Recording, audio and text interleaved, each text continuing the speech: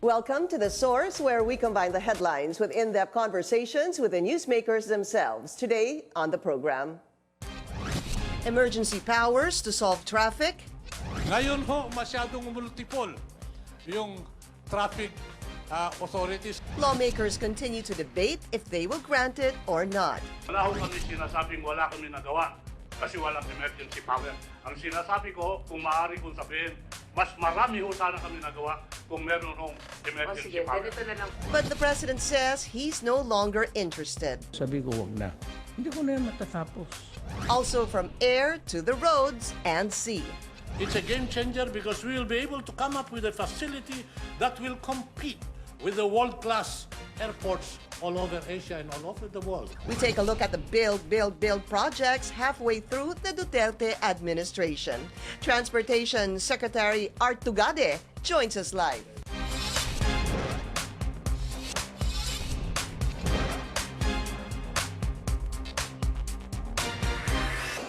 Thank you for joining us. I'm Pinky Webb. The controversy hounding the proposal to grant traffic emergency powers to President Rodrigo Duterte has resurfaced following the president's pronouncements that he is no longer interested with it. However, some government officials insist that emergency powers will be the answer to the worsening traffic problems. But some lawmakers disagree, saying there are enough laws that could meet the need for emergency powers. Also, an update on the Duterte administration's Build program. What else can be done in the next 3 years? Let's go straight to the source of the story. We have Transportation Secretary Arthur Tugade straight from Clark. Kamusta naman po ang traffic galing sa Clark? Mabilis ako. Ganun ba? Wala namang magaang naman. Very good. Oh, very good, ma'am. Baka naman meron kayong Ano, Wala. ma'am? Wala akong hagad, wala akong backup, wala akong wangwang. I'm a very simple government servant. Very good to hear, sir. I'm going to go straight to the point. Emergency powers, because we have to talk about a lot of issues.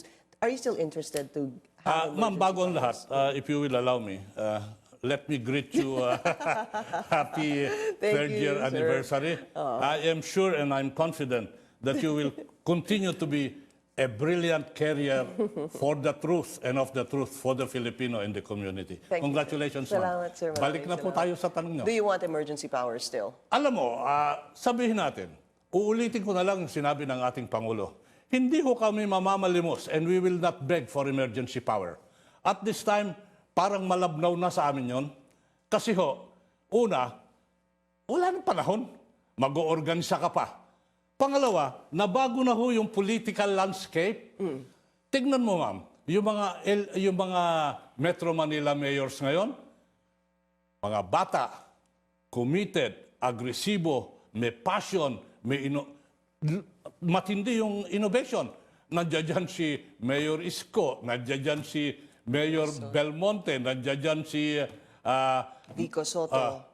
Soto. Oh, andyan si Mayor Zamora. Nandiyan si Mayor Zamora. Lahat yan masigasig at matipuno. Masarap na kakampi. Alam kong pwede kami magkapit-bisig dyan. Bakit ko I will spend time begging for emergency power when I have a very efficient minister of the local government, si Secretary Anyo. Pinakita niya yung willpower niya. Sabi niya, linisin niyo yung kalsada. In 30 days, nasa kanya yung PNP. Napakaganda ho ng kooperasyon ng mga bawat ahensya ng gobyerno. Sumunod yung mga local government officials. Pati mga local government. Nagbago na ho. Nabago na ho yung landscape. Are you saying, Secretary, just to clarify that, number one, hindi na kayo hihingi ng emergency powers? Hindi ho kami maninikluhod. Kasi sayang ho yung oras. Ngayon, nandun tayo sa technical working group. After 2 weeks sa Senate, doon pa lang nag-umpisa ng technical working group. Wala pang ini-schedule na susunod. Meron, sir. May bago. Just October 2. Just very recently. There's one. The third TWG is scheduled on October 2, sir. Tignan mo, ma'am. Ilang araw yon pagkatapos nung una. Nasa technical working group pa yan.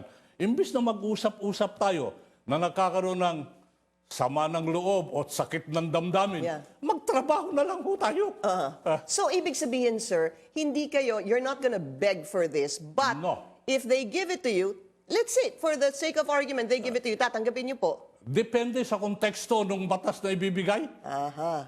Remember, ma'am, kaya nakakaroon ng committee hearing noong umpisa, it's to evaluate and discuss yung bagong batas na isinulong ni Senator Tolentino. Depende sa konteksto nun.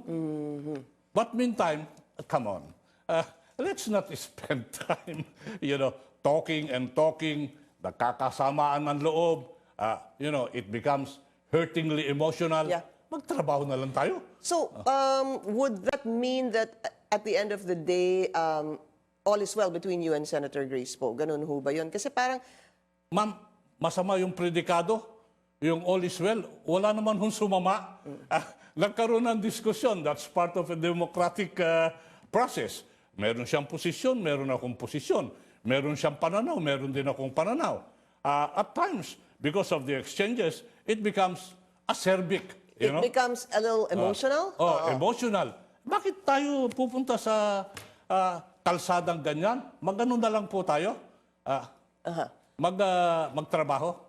So, patuloy naman po ang pagtrabaho ng inyong ahensya about this. But I guess, sir, kasi lumalabas, it appears that some have this notion that emergency powers is being politicized. Tama Well ba said. yun? Well Hindi, said. tama ho ba yun? Is that Yun what ang you're pakiramdam saying? ko. In fact, nabanggit ko ho yan, na yung emergency power is being politicized. And that's why, at times, the discussion becomes hurtingly emotional. Kasi napopoliticize. Wag na ho tayong lumakbay dyan. Magtrabaho na lang po Okay, tayo. but I have a follow-up on that. How would it be, just a question, sir, politicized on the part of the senators? What do they gain by politicizing this? Ma'am, di ba pre-TV coverage yan? Ma'am, hindi ba pre-media coverage yan? Ma'am, hindi ba pag nag-alingus-ngus ka dyan, napapansin ka ng tao? Hindi ko ugali yun. Ganun po yun, napopoliticize. So, okay, it's clear that you're not gonna beg for this. Kasi sinabi na rin po ni Pangulo na kung ayaw ibigay, parang, The Chief sinabi niya, Executive and the President, Mayor Rodrigo Roa Duterte, has spoken. Okay. Ang sabi niya, we will not beg and we will not ask for emergency power. Tagalog niya nga, sabi niya, kung ayaw niyo, ibigay. wag niyo. So, we will not beg. So, pero I don't think you answered my question, sir. Sakaling, sinabi niyo nga pala, sakaling ibigay, depende kung anong konteksto. Konteksto. Oo. Kasi hindi mo Pag-aaralan natin niyo yan. alam yung konteksto. Yeah, but I have a point that, there's a point that you raised a while ago. It doesn't seem like there's enough time. Hindi ho ba? Sinabi niyo po yun kanina. Yes, ma'am. That's why the political landscape has changed. You have this young, energetic, passionate, patriotic heads of local government. Alam nila na no time makikipagkapit-bisig yan at tutulong sila sa pag-aasikaso ng tinatawag natin na trapiko sa lansangan. So, let's clarify though, Sec Art, kasi ang traffic naman talaga ho ay trabaho ng in Metro Manila, ay trabaho ho ng MMDA. Well said, ma'am. Okay. Pero siyempre, sa inyo po napupunta din yung ang tinatawag nating transport infrastructure that could possibly solve the traffic situation. Correct, ma'am. Okay. Dalawang bahagi ho yan na magkaiba, pero nagtutugma. Yung tinatawag ho natin na transportation infrastructure, saka yung traffic management. Yung sa transportation infrastructure, Is yours. sa amin po yun. Yung traffic management sa MMDA yan. Magkahiwalay, may kanya-kanyang mandanto, pero dapat magkasalubong at magkatugma. Kaya nga ho nakakaroon minsan ng misconception at misjudgment. Ngayon, doon ho sa aming responsibilidad sa mandato, meron ho naman mga kaming ginagawa mga infrastruktura. Tandaan ho natin, ang transportation, hindi lang ho yung pangkalsada. Ang transportation, kasama ho dyan yung aviation. Kasama ho dyan yung maritime. Kasama ho dyan yung relays. Kasama ho dyan yung road. Ibig sabihin, air, sea, and road. Yes, ma'am. Samot-sari yan, dun ho sa infrastruktura, ayun ho yung mandato namin. Paano ho yun? I mean, really, I just want to ask this. Kanino ho ba dapat isinisisi ang traffic? Kasi yan ho ay kalbaryo ng bawat, halos lahat po, no? Kalbaryo po yan ng halos lahat. Especially yung mga commuters, sir, natin na 2 oras, 3 oras. I mean, it's really time wasted. And I'm sure we all have good intentions to be able to solve the traffic. But how do you solve a situation like this now? Na walang emergency powers. I wish we could talk about this more because I know that Senator Grace will also, sir, just to put her side here, saying that there are enough laws. Even Congressman Ed Silagman sinasabi may batas. Kaya lang, I'm not gonna dig deep into that now. But how do you solve the problem now? When you try to solve the... Sandali lang, ma'am. May sinabi ka kanina Sure. na nagsisisihan o sa problema ng trapiko. Hindi, sino ho ba dapat ang siguro, how do you solve the problem of traffic? Kasi nagkakaroon ng sisihan, di ho ba? Dapat walang sisihan. Kasi pag may sisihan, doon na po-politicize. Liwanagin ko lang ho, yung estado ng trapiko ngayon, nadatnan ho namin yan. Wala ho ako intensyon maghugas ng kamay, pero nadatnan ho namin yan. It is an accumulation of years of non-performance and neglect. And not enough planning, di ho ba? Meron ho mga plano. In fact, Na yung hindi mga ibang natutuloy. plano, ginagawa ho namin. You know? Ngayon, yung solusyon ho, una, infrastruktura. Equipment. Pangalawa ho, polisiya. Pangatlo ho, yung tinatawag na education and discipline. Okay? Ito ho, pag pinagsama-sama mo, lahat yan ang solusyon. Pwede ho natin balangkasin isa-isa yung mga solusyon na yan. Doon sa struktura, yung MRT ho ngayon, tumatakbo yan, ang pasahero mga 280,000 hanggang 300,000. Pag natapos ho yung MRT3, ang sakay niyan, 600,000 to 650,000 a day. Yung mga isinasakay mo pag natapos yung MRT, nasaan ho sila ngayon? Nandoon ho sa pila o nasa kalsada. Pag natapos ho yung MRT, yung nasa pila sa nasa kalsada, sasakay na sa maayos at matiwasay na MRT3. Idagdag mo dyan yung mga rail Hindi project. ko muna dadagdag yan, sir. Kailan mangyayari yun? Yung at least in double. 42 months, ma'am. Okay, so that would be roughly 3 years and 4 months, ano? Sorry, yeah, something Ma'am, like that. tingnan mo. Patapos na ang term ni Pangulo by that time. Correct, sir? Hindi pa, ma'am. Sabi mo 40, the 40 months, 2 months. okay. 26 months, ma'am. 26 months, let's correct that. That's 26 months, so that's about 2 years. And, 4 months. So, patapos na yung before the end of the presidency. Masusubukan nyo yan, ma'am. Tandaan ninyo, again, yung MRT, dinatnan ho namin na bulok yan. Puro problema ang inabot namin dyan. Kinukumpuni at inaayos po namin yan. So, meron ho mga project na release na kakambal at kasama nung sa MRT. Nandiyan dyan ho yung LRT-1 extension doon sa Cavite. Ilang taon hong nadispalinghado yan? 19 years. Ngayon ho, nag-uumpisa na ho tayo. I will have partial operability. Ang sabi ho ng mga contractor, gusto nila 2022. Gusto ko 2021. Mahilig nga kayo tumawad, Sec. Yun ang inyong reputasyon. Because ma'am, kung magbibigay ka ng deadline, yun naman may challenge. Alam mo yung mga pag naggagawa ng mga deadlines, yung kayang-kaya, wag kong ganun. Kailangan yan without sacrificing quality. Of course, and efficiency, yeah. of course. Okay, so Kailangan, LRT. Yung LRT-2 extension, dun sa Antipolo, saka sa Marikina, before 2022, operational yan. Yung tinatawag ho natin na yung sa Clark. Yung sa Clark. Yeah. Matatapos ho yan, partial operable yan, before the end of the term of the President. Also. So, there's a lot of projects that are not just, in the pipeline, moving, and will possibly be in operation halfway by the end of the Yes, president's ma'am. term. Isama mo dyan, ma'am, yung MRT-7, ha? Yeah. Oh, yung papunta hanggang sa San Jose. Again, There were a lot of problems with that project, no, sir, sa MRT-7. Yes, ma'am, which we are trying to address and which we are addressing. All right, we'll be taking a short break. This is the SARS on CNN Philippines. We'll be right back.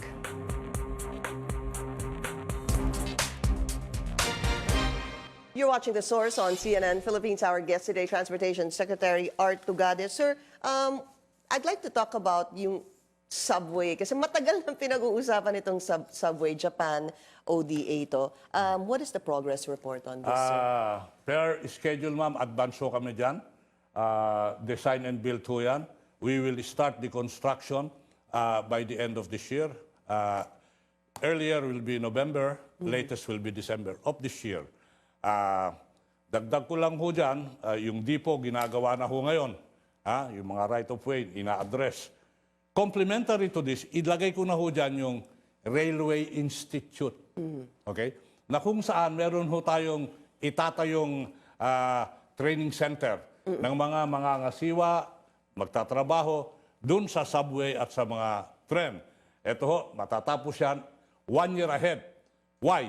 Kasi ho, yung training yan, 1 year ahead, para pag operational yan, Expert na yung mga nandyan. Nagpadala na ho ako ng mga nagte-training ngayon sa Japan. Yes, I remember that. Naka-second batch na ho kami. May pa-third batch. So talagang go. Sir, saan siya mag-uumpisa sa November or December? Which part of EDSA will it? Partial operability po namin, 3 lugar. Mindanao Avenue, Tandang Sora, saka North Avenue. Ito ho lahat dadaan din sa tinatawag natin na common station. Malala mo yung issue na common station, ma'am? Matagal din na pinag-aawayan yan. Ngayon ho, yung common station, under construction na, matatapos ko na yung podium na ginagawa ng Ayala by the end of this year. So if construction begins in, let's say, before the year ends, when can that subway be operational, even a portion of it, sir? Ang gusto ko ho, by 2022 first quarter at the latest. Ang gusto ko. Buong sistema na yan, baka umabot ho yan ng 2024, 2025. But it'll be the first in the Philippines, sir. First in the Philippines, and I'm sure it will not be the last. Meron pa hong ibang creative solutions ho ba to solve the EDSA traffic? What about the... Yes, ma'am. You know, ang huli ho, wag na natin i-detalye yung iba. Sometimes crazy ideas, sometimes sane ideas. Let's talk about the sane ones, sir. The sane ones. Siguro, ma'am, ang tinutumbok mo dyan, yung sinasabi ni Mr. Ramon Ang. Sa totoo lang, nakapagpulong na kami dyan, mga 3 o 4 na beses na kami nag-meeting dyan, yung sa elevated EDSA. Maganda ho yung konsepto. Inaantay ko lang yung formal submission kasi wala pa pong formal submission. Hindi pa po natin ma-discuss yung detalye. Hindi pa po natin ma-discuss yung cost. Although sinasabi niya, mga 50 billion daw yata yun. Wala pa pong formal submission. But this is an elevated EDSA, obviously elevated EDSA, sa taas ng EDSA, Yes, para meron kang choice. Ano? Pwede kang sa baba, pwede kang sa kasi taas. wala ka ng Ubus na yung- kalsada. So, ang plano dyan, itataas. So, nakita ko na ho yung modular sample niyan. How was it, sir? Okay naman. Sabi ko nga, napag-uusapan na namin yan. Inaantay ko lang yung formal submission. At nasabi naman ni Mr. Ramon Ang na siguro hanggang next week yung formal submission will be made. All right. I want to talk about the airports though, sir, because I remember nung bumisita si Pangulo sa NAIA, hindi niya nagustuhan yung nakita niya, daming delayed flights, inutusan niya po ang DOTR to open Sangli. At kayo po ay nangako na bubuksan ng Sangli ng anong buwan po? October, ma'am. And so, how was Ang it, gusto sir? ni Presidente, December. Eto na naman ako. Sir, Tumawad ka na naman. tapusin ko ng October. As we speak, mga 70% na ho, tapos yung terminal, yung hangar, naayos na yung runway 100%, ina-address ko yung drainage, naglalagay ng pump. I will do my inspection again this Saturday, together with my group. Matatapos ho yung construction yan by the end of October. I want it to be operational October na rin.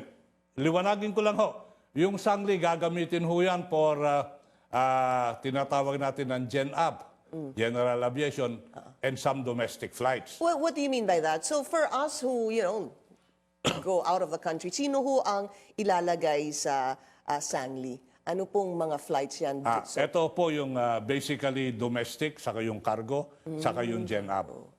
What is GenAv, sir? General Aviation, ma'am. Yes. Ano ho ibig sabihin nun? Ibig hong sabihin yan, ito yung mga ginagamit ng mga pribado. I see. Yung mga ito ho private yung mga planes and choppers. perishables, ma'am. Ito ho yung mga yung ambulansya, wala naman akong planong alisin sa naiyayan. Ito ho yung mga samut-saring mga lumilipad na ilalagay Pero sa... sigurado na po, domestic ay doon, pero hindi po lahat. Ay, hindi ho lahat. Oo, hindi sigurado, makakasya. hindi kaya. Ngayon lang, may domestic ka sa 4 na terminal. That's true. Hindi There's ho too much makakasya domestic yan. flights. So, have you figured out, sir, which airlines or which routes will be coming and to and from Sangli? I have been talking with the 3 airlines, okay? And all of them have shown willingness to help and make Sangli operational. Meron ho mga issue na dapat addressin. Una ho, yung kalsadang papunta sa Sangli.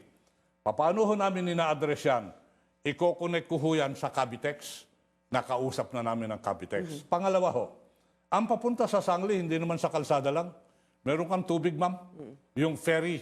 So, kaya nga ho... Are you gonna open that? Yes, ma'am. Yung ferry operation, bubuhayin ho namin yun. In fact, na-identify na namin kung saan dadaong. Saan, sir? Doon sa... Yes, ma'am. Sa MOA. Yes, ma'am. Sa MOA. Papuntang Sangli. Pero yung ferry operation, it will not be limited only for the use of Sangli. Ngayon, meron It's ka na also mga... for the commute of Yes, ma'am. residents Yes, in ma'am. that area. Yes. Kailan ho yun? Baka next year, ma'am, umaano na yan. So, I'm Kasi still... wala ka namang gagawin sa dagat, ma'am. Wala ka namang right of way doon. Walang problema doon. Walang problema doon. But so, what you're saying, sir, some domestic flights and a lot of cargo will be in Sangli, pero wala pang sigurado kung anong mga flights would be coming in and out of Sangli. No, Meron on na the isang domestic- sigurado. In fact, sa Ano yun, sir? cargo, yung bagong eroplano ng Cebu Pacific, nabili na-deliver na. In fact, sabi na nga ni Mr. Lance, Art, sabi mo na sa akin kung gusto mong operate But this is cargo. This is cargo. All right. Alalahanin mo, ma'am, yung turboprop sa mga gagamitin doon. Hindi ka pa pwede ng mga wide body doon. Hindi pa. So, yun ho yung mga limitasyon. So that's Sangli, hopefully operational, did you say by October, no, sir? Yes, ma'am. October. All right. We'll be taking another short break. We'll be right back.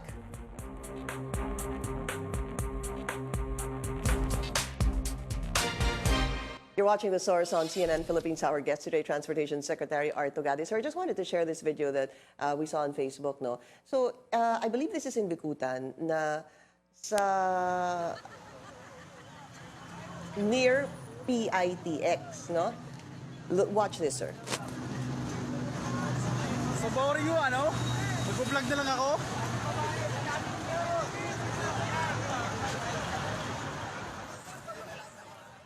Sir, pumapasok na po sila ng bintana para lang makasakay sa bus. Ano ho ang kailangan dyan?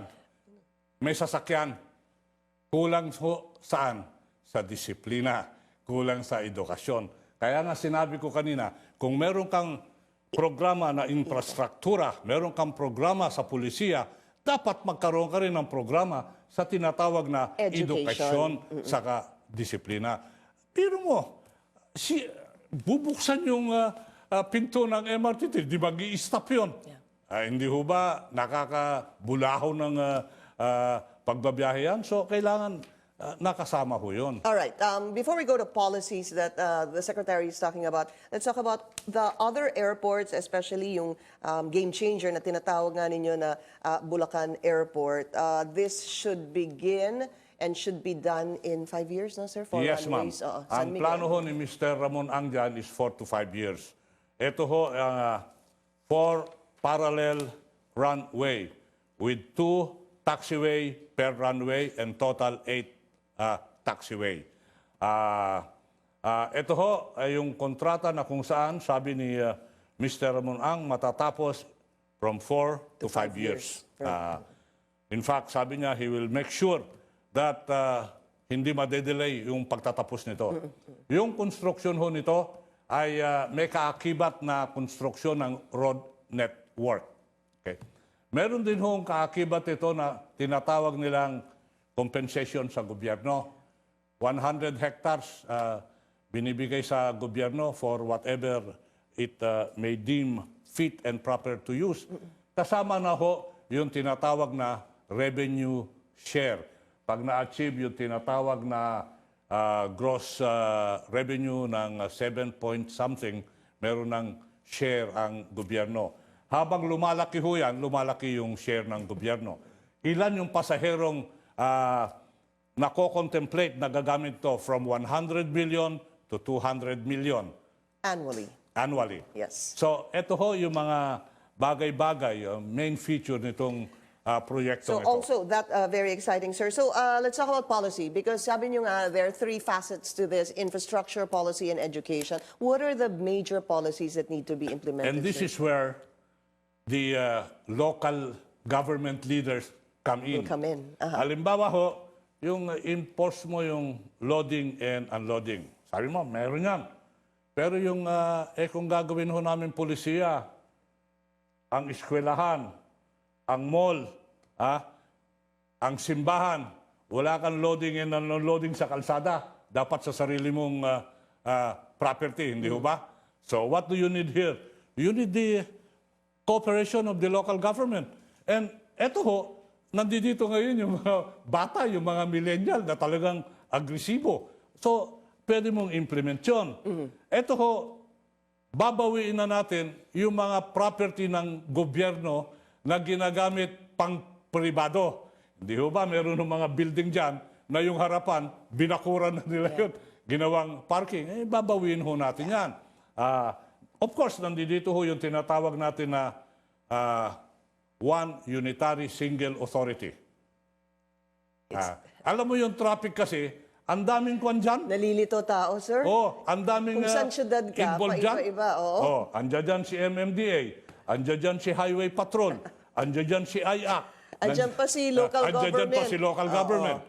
So, with these agrupations of new political leader, baka pwede nang pag-usapan yun. You know? Maybe you should really start that, sir, already. All right, so that's also something to look forward to.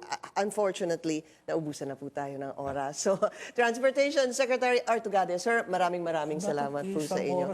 Oo nga, 30 minutes lang, sir. Thank you for joining us here on The Source. I'm Pinky Webb. You're watching CNN Philippines.